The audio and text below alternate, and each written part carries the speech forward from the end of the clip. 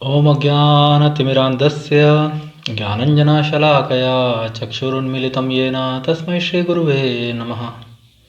नमः ॐ विष्णुपादाय कृष्णप्रेष्ठाय भूतले श्रीमते भक्तिवेदान्ता स्वामिनिति नामिने। नमस्ते सारस्वते देवे गौरवाणी प्रचारिणे निर्विशेषा शून्यवादी पाश्चात्यदेशतारिणे। जय श्री कृष्ण चैतन्य प्रभु नित्यानंदा श्री अद्वैत गदाधरा श्रीवासादि श्री गौर भक्त वृंदा। हरे कृष्णा कृष्णा कृष्णा हरे हरे, हरे राम राम राम हरे हरे। वाञ्छाकल्पतरुभ्यश्च कृपा सिन्धुभ्य एव च पतितानां पावनेभ्यो वैष्णवेभ्यो नमो नमः। सो हरे कृष्णा डियर डिवोटीज, पिछले सेशन में हमने गीता के द्वितीय अध्याय के 20वें श्लोक का अध्ययन किया था और चर्चा की थी। भगवान श्री कृष्ण जो हैं वो आत्मा के विज्ञान के बारे में अपने प्रिय मित्र अर्जुन जी को व्याख्यान कर रहे हैं। तो 21वें श्लोक के अंदर भगवान श्री कृष्ण अपने उपदेश को जारी रखते हुए आगे कह रहे हैं कि 21वें नंबर का जो श्लोक है वह बहुत ही महत्वपूर्ण और बहुत ही सुंदर श्लोक। भगवान श्री कृष्ण कह रहे हैं, वेदा विनाशिनम नित्यम य एनम अजम अव्ययम कथम स पुरुषः पार्थ कम घातयति हन्तिकम्। वेदा विनाशिनम नित्यम य एनम अजम अव्ययम कथम स पुरुषः पार्थ कम घातयति हन्तिकम्। वेद जानता है अविनाशिनम अविनाशी को, नित्यम शाश्वत यह जो, एनम इस आत्मा, अजम अजन्मा अव्यय निर्विकार, कथम कैसे, सह वह, पुरुषः पुरुष, पार्थ हे पार्थ अर्जुन, कम किसको, घातयति मरवाता है, हंति मारता है, कम किसको। तो बहुत ही सुंदर श्लोक और अनुवाद। हे पार्थ, जो व्यक्ति यह जानता है कि आत्मा अविनाशी अजन्मा शाश्वत तथा अव्यय है, वह भला किसी को कैसे मार सकता है या मरवा सकता है। कथम स पुरुषः पार्थ घातयति हन्तिकम्, किसी को कैसे मार सकता है या मरवा सकता है। हे पार्थ, वेदा अविनाशिनम, वेदा अविनाशिनम शब्द मिलके बन गया वेदा विनाशिनम। वेदा अविनाशिनम, अविनाशिनम नित्यम अजम अव्ययम, अविनाशी अजन्मा शाश्वत तथा अव्यय निर्विकार, जिसके अंदर कोई विकार, अव्यय। तो तात्पर्य के अंदर स्वामी श्रील प्रभुपाद जी वर्णन कर रहे हैं, प्रत्येक वस्तु की समुचित उपयोगिता होती है और जो ज्ञानी होता है वह जानता है कि किसी वस्तु का कहाँ और कैसे प्रयोग किया जाए। इसी प्रकार हिंसा की भी अपनी उपयोगिता है और इसका उपयोग इसे जानने वाले पर निर्भर करता है। यद्यपि हत्या करने वाले व्यक्ति को न्याय संहिता के अनुसार प्राण दंड दिया जाता है, हत्या करने वाले व्यक्ति को न्याय संहिता के अनुसार प्राण दंड दिया जाता है, किंतु न्यायाधीश को दोषी नहीं ठहराया जा सकता, क्योंकि वह न्याय संहिता के अनुसार ही दूसरे व्यक्ति पर हिंसा किए जाने का आदेश देता है। मनुष्यों के विधि ग्रंथ मनु संहिता में इसका समर्थन किया गया है कि हत्यारे को प्राण दंड देना चाहिए, जिससे उसे अगले जीवन में अपना पाप कर्म भोगना न पड़े। अतः राजा द्वारा हत्यारे को फांसी का दंड एक प्रकार से लाभप्रद है। इसी प्रकार जब कृष्ण युद्ध करने का आदेश देते हैं तो यह समझना चाहिए कि हिंसा परम न्याय के लिए है, और इस तरह अर्जुन को इस आदेश का पालन यह समझकर करना चाहिए कि कृष्ण के लिए किया गया युद्ध हिंसा नहीं है, क्योंकि मनुष्य या दूसरे शब्दों में आत्मा को मारा जा ही नहीं सकता। अतः न्याय के हेतु तथा कथित हिंसा की अनुमति है। शल्य क्रिया का प्रयोजन रोगी को मारना नहीं, अपितु उसको स्वस्थ बनाना है। अतः कृष्ण के आदेश पर अर्जुन द्वारा किया जाने वाला युद्ध पूरे ज्ञान के साथ हो रहा है। उससे पाप फल की संभावना नहीं है, उससे पाप फल की संभावना नहीं है।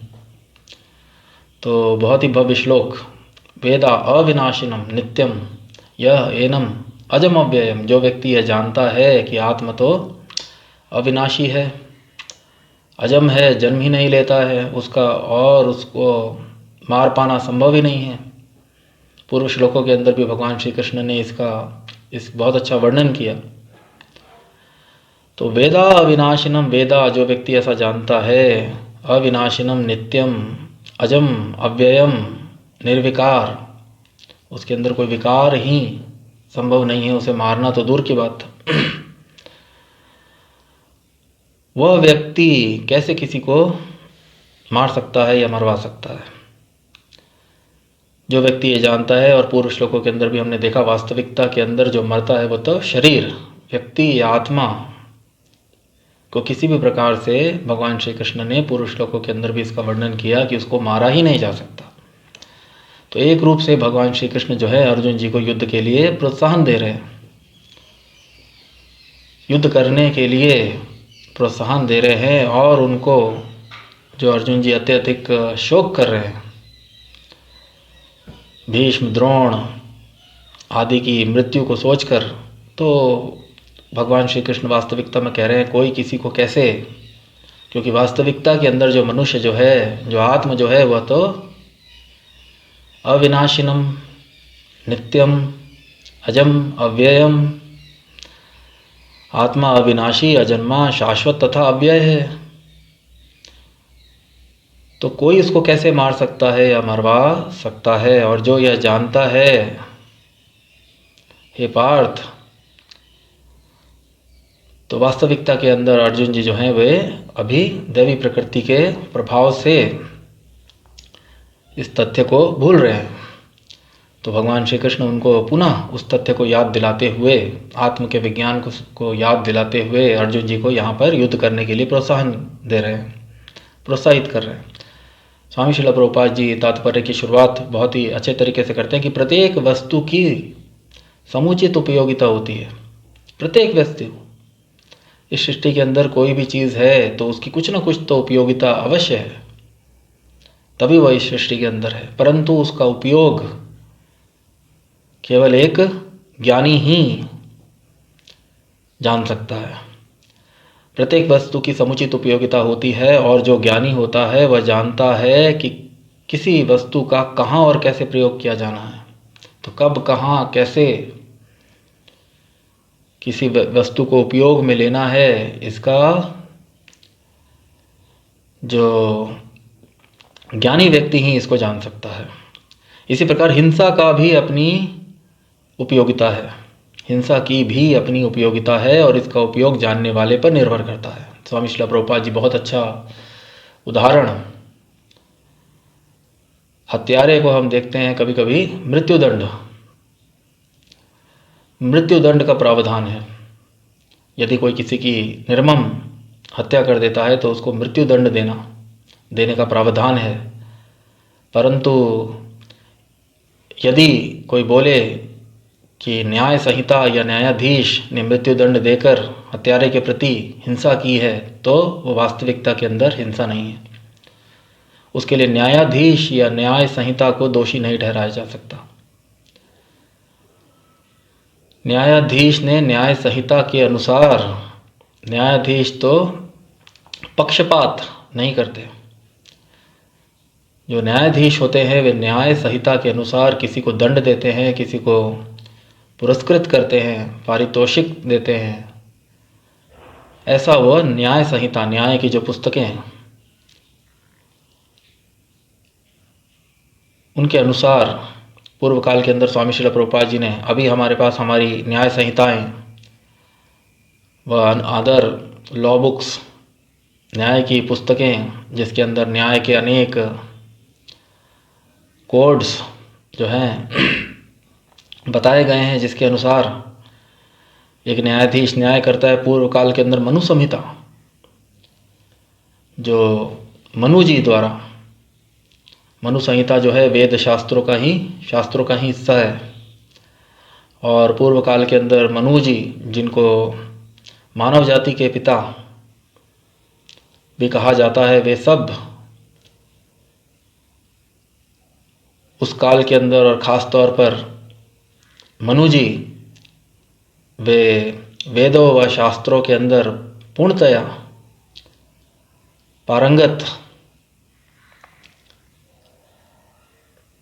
थे और उन्होंने वेदों के अनुसार जो निष्कर्ष निकलते हैं, मनुष्यों के विधि ग्रंथ प्रत्येक मनुष्यों के कर्तव्यों और विधि ग्रंथ के अनुसार स्वामी श्रील प्रभुपाद जी लिख रहे हैं कि मनु संहिता में भी इसका समर्थन किया गया है कि हत्यारे को प्राण दंड देना चाहिए, जिससे उसे अगले जीवन में उसका पाप कर्म भोगना न पड़े।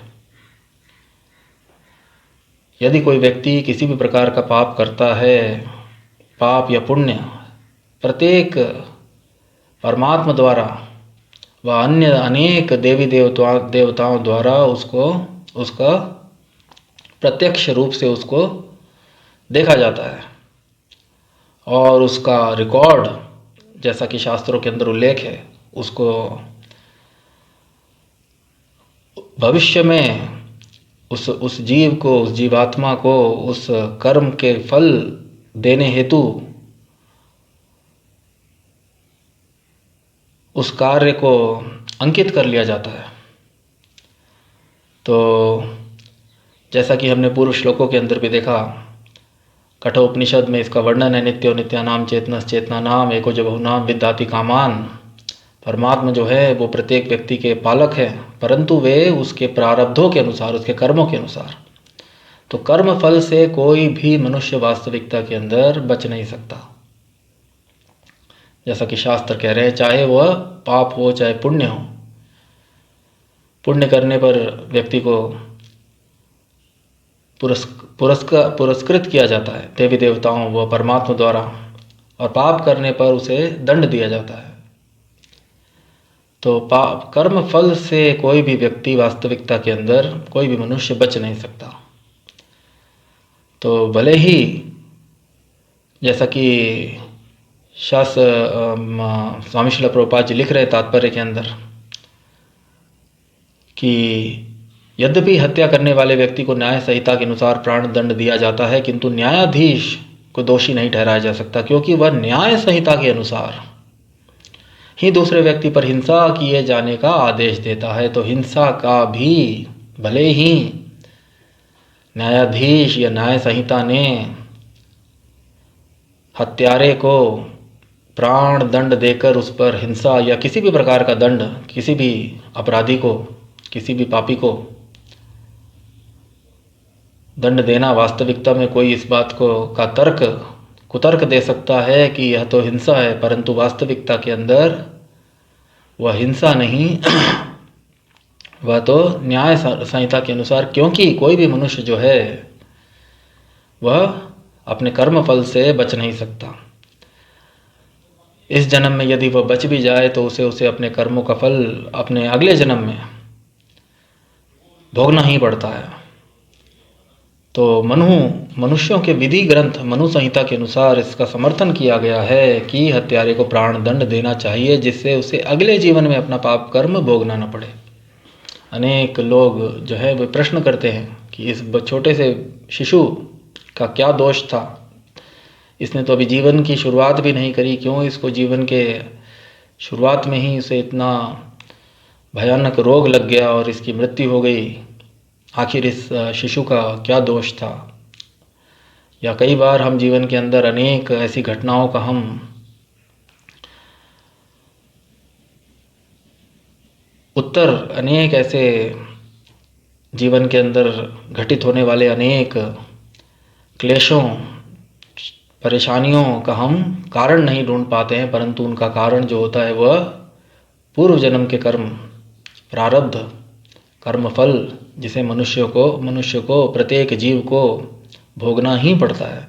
तो इसीलिए मनु संहिता के अंदर, मनु संहिता में इसका समर्थन किया गया है।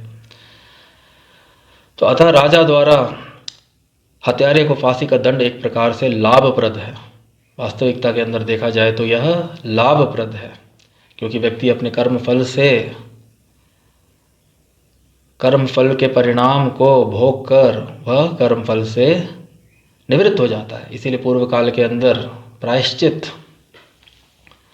प्रत्येक मनुष्य अपने जीवन के आखिरी पड़ाव में 75 वर्ष की आयु के बाद वास्तविकता के अंदर संन्यास आश्रम जैसा शास्त्रों के अंदर वर्णित है, वह अपने द्वारा जाने अनजाने में किए गए अनेक पाप कर्मों के प्रायश्चितों के लिए बना था, जिसके अंदर मनुष्य पूर्णतया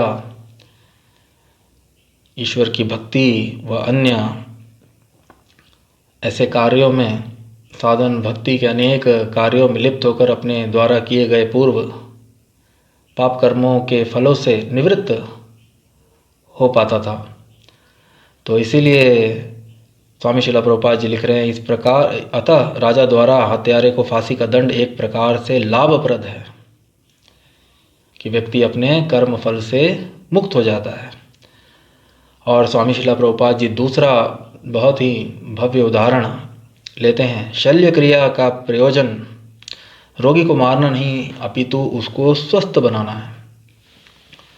शल्य क्रिया का भी अनेक बार हम देखते हैं, अनेक जो चिकित्सक डॉक्टर जो होते हैं वे शल्य क्रिया द्वारा, ऑपरेशन द्वारा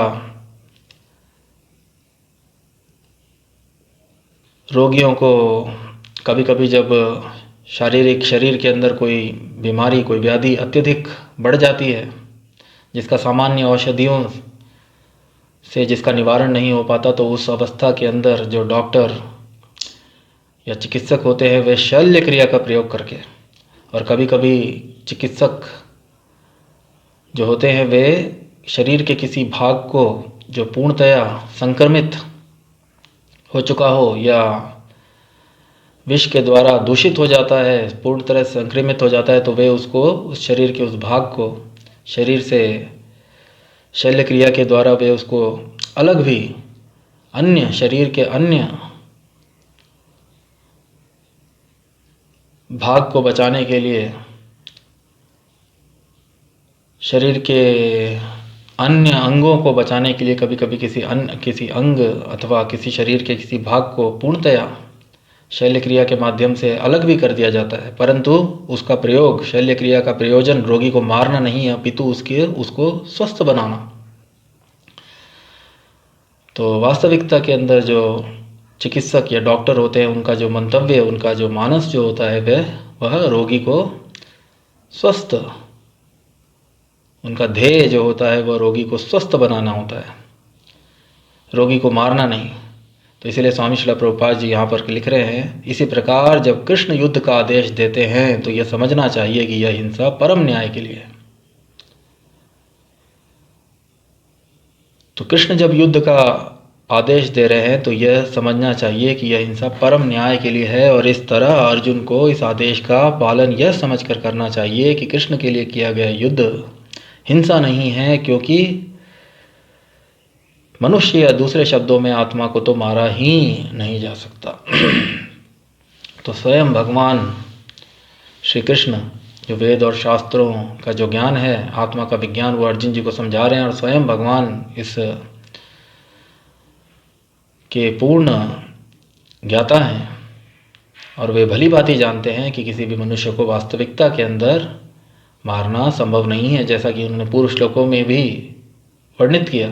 तथा देहांतर प्राप्तिर कौमारम यौवनम जरा तथा देहांतर प्राप्तिर, मनुष्य का शरीर तो निरंतर परिवर्तित हो रहा है, और आत्मा मरणोपरांत, मृत्युपरांत दूसरे शरीर में प्रवेश कर जाता है। तो वास्तविकता के अंदर किसी को भी मारना वास्तविकता में संभव नहीं है। और भगवान श्री कृष्ण वे तो स्वयं परम भगवान परमेश्वर हैं, जैसा कि आने वाले अध्यायों के अंदर और आने वाले श्लोकों के अंदर भगवान श्री कृष्ण स्वयं इसका वर्णन करेंगे। और वे तो स्वयं धर्म के यदा यदा ही धर्मस्य ग्लानिर्भवति भारत अभ्युत्थानम धर्मस्य, भगवद गीता के आने वाले श्लोकों के अंदर हम देखेंगे जब भी धर्म की हानि होती है उस समय भगवान स्वयं धर्म की रक्षा करने हेतु अवतार लेते हैं। तो जब भगवान श्री कृष्ण अर्जुन जी को स्वामी श्रील प्रभुपाद जी के लिख रहे हैं कि युद्ध करने का आदेश दे रहे हैं, तो ये समझना चाहिए कि हिंसा परम न्याय के लिए है। परम न्याय, क्योंकि भगवान श्री कृष्ण है वो परम न्यायाधीश हैं। और प्रत्येक जीव वास्तविकता के अंदर, पुरुष लोकों के अंदर भी हमने देखा, स्वयं परमात्मा भी, कृष्ण जो हैं वे परमात्मा के भी उद्गम, परमात्मा का भी जो उद्गम हुआ है वास्तविकता के अंदर भगवान श्री कृष्ण से। तो प्रत्येक जीव जो है, जैसा कि आने वाले श्लोकों के अंदर हम देखेंगे, भगवान श्री कृष्ण वर्णन करेंगे, ममय वांशा, प्रत्येक जीव भगवान का अंश है। और अपने अंश को हानि पहुंचाकर पूर्ण को कभी भी प्रसन्नता नहीं हो सकती। परंतु जैसा कि स्वामी श्रील प्रभुपाद जी ने वर्णन किया, शल्य क्रिया का प्रयोग रोगी को मारना नहीं अपितु उसको स्वस्थ बनाना होता है।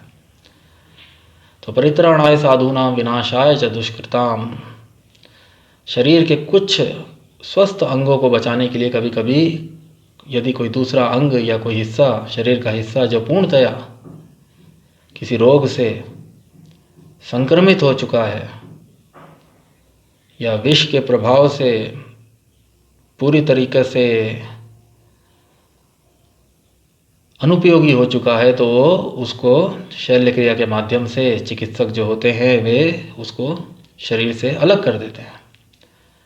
तो इसी प्रकार तथाकथित युद्ध, अतः न्याय के हेतु तथाकथित हिंसा की अनुमति है। देखने में यह हिंसा अवश्य प्रतीत हो सकती है, परंतु वास्तविकता में यह हिंसा नहीं है। इसीलिए इसे यहाँ पर कहा गया है, अतः न्याय के हेतु तथाकथित हिंसा की अनुमति है। अतः कृष्ण के आदेश पर अर्जुन द्वारा किए जाने वाला युद्ध पूरे ज्ञान के साथ हो रहा है, किसी मोहवश नहीं। कृष्ण क्योंकि वे अर्जुन के मित्र हैं, इस कारण से वे अर्जुन जी का समर्थन नहीं कर रहे। अर्जुन जी जो हैं वे धर्म की तरफ हैं, और दुर्योधन जी व उनके समस्त मित्र अधर्मी हैं, आतताई हैं। और ऐसे आतताइयों को, अधर्मियों को दंड देना राजा का या क्षत्रियों का कर्तव्य होता है। तो वास्तविकता के अंदर भगवान श्री कृष्ण अर्जुन जी को अपने कर्तव्य का निर्वाह करने के लिए प्रेरित कर रहे हैं। और ऐसा करने पर वास्तविकता के अंदर अर्जुन जी कोई भी हिंसा, स्वामी श्रील प्रभुपाद जी लिख रहे हैं, अतः कृष्ण का आदेश कृष्ण के आदेश पर अर्जुन द्वारा किए जाने वाला युद्ध पूरे ज्ञान के साथ हो रहा है, उससे पाप फल की संभावना नहीं है। उससे किसी भी प्रकार के कर्म फल, पाप फल की कोई संभावना नहीं है। जिस प्रकार न्याय संहिता के अनुसार हत्यारे को प्राण दंड देने पर न्यायाधीश को दोषी नहीं ठहराया जा सकता, उसी प्रकार दुर्योधन जी व उनके सहयोगियों को उचित दंड देने पर अर्जुन जी को दोषी नहीं ठहराया जा सकता, क्योंकि अर्जुन जी अपने कर्तव्य का पालन, और दुर्योधन जी ने पुरुष लोगों के अंदर भी हमने देखा आतताई होकर उनके प्रति अनेक ऐसे अपराध किए जिसके फलस्वरूप वास्तविकता के अंदर वे मृत्युदंड के अधिकारी हैं।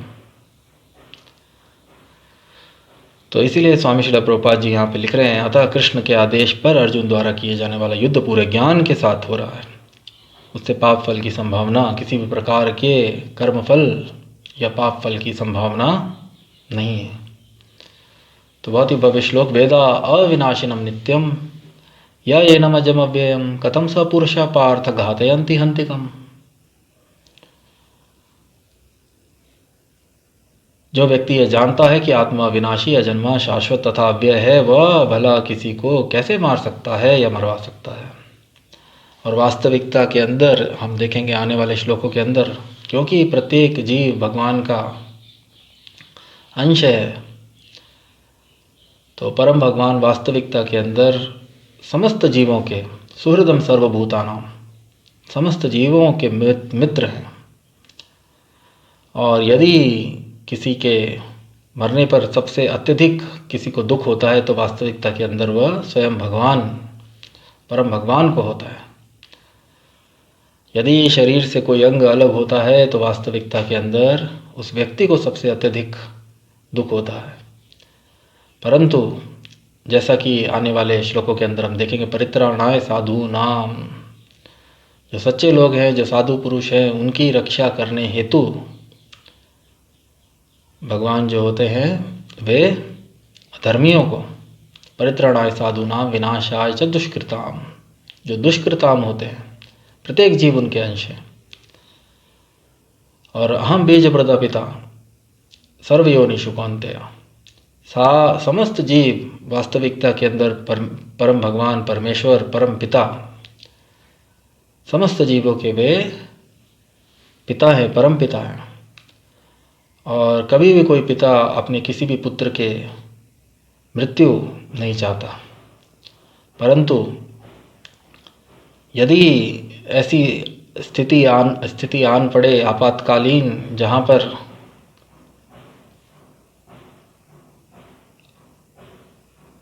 अच्छों को बचाने के लिए यदि परित्राणाय साधूनाम विनाशाय च दुष्कृताम, दुष्टों की बलि देनी पड़े, तो ऐसी अवस्था के अंदर पिता को ऐसा कठोर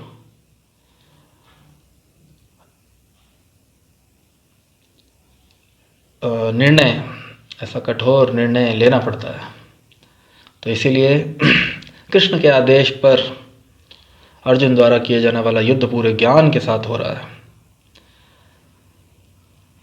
यह हिंसा परम न्याय के लिए है और इस तरह अर्जुन को इस आदेश का पालन यह समझकर करना चाहिए कि कृष्ण के लिए किया गया युद्ध हिंसा नहीं है, क्योंकि वास्तविकता के अंदर आत्मा को मारा ही नहीं जा सकता। तो बहुत ही सुंदर श्लोक और स्वामी श्रील प्रभुपाद जी द्वारा बहुत ही भव्य वर्णन। तो आने वाले सेशन के अंदर हम और श्लोकों पर चर्चा करेंगे। तब तक के लिए मैं इस को यहीं पे विराम देना चाहूँगा। हम सब लोग अत्यंत भाग्यशाली हैं कि स्वामी श्रील प्रभुपाद जी के भगवान के एक शुद्ध भक्त के अनुवादों, तात्पर्यों के माध्यम से, की शिक्षाओं के द्वारा के माध्यम से हमें भगवद गीता पढ़ने व समझने का मौका मिल रहा है। मैं आप सब लोगों को भी ये निवेदन करूंगा कि जितना भी हो सके आप अपने समय का सदुपयोग करें और स्वामी श्रील प्रभुपाद जी की पुस्तकों के माध्यम से कृष्ण भावनामृत विज्ञान को समझकर उसे अधिक अपने जीवन में अधिक से अधिक पालन करने का प्रयत्न करें, जिससे कि हमारा जो मनुष्य जन्म है वह सार्थक हो सके। तो इसी के साथ मैं इस सेशन को यहीं पे विराम देता हूँ। जय ओं विष्णुपाद परमहंस परिव्राजकाचार्य श्रोत्र शत श्री श्रीमद् शिवानंद सभा चरणा अरविंद भक्ति वेदांत स्वामी श्रील प्रभुपाद जी की जय हो। ग्रंथ श्रीमद् भगवद गीता की जय। भगवान श्री चैतन्य महाप्रभु की जय। हरे कृष्ण महामंत्र की जय। हरे कृष्णा कृष्णा कृष्णा हरे हरे, हरे राम राम राम हरे हरे। निताय गौर प्रेमानंदे। हरि हरि बोल। हरे कृष्णा।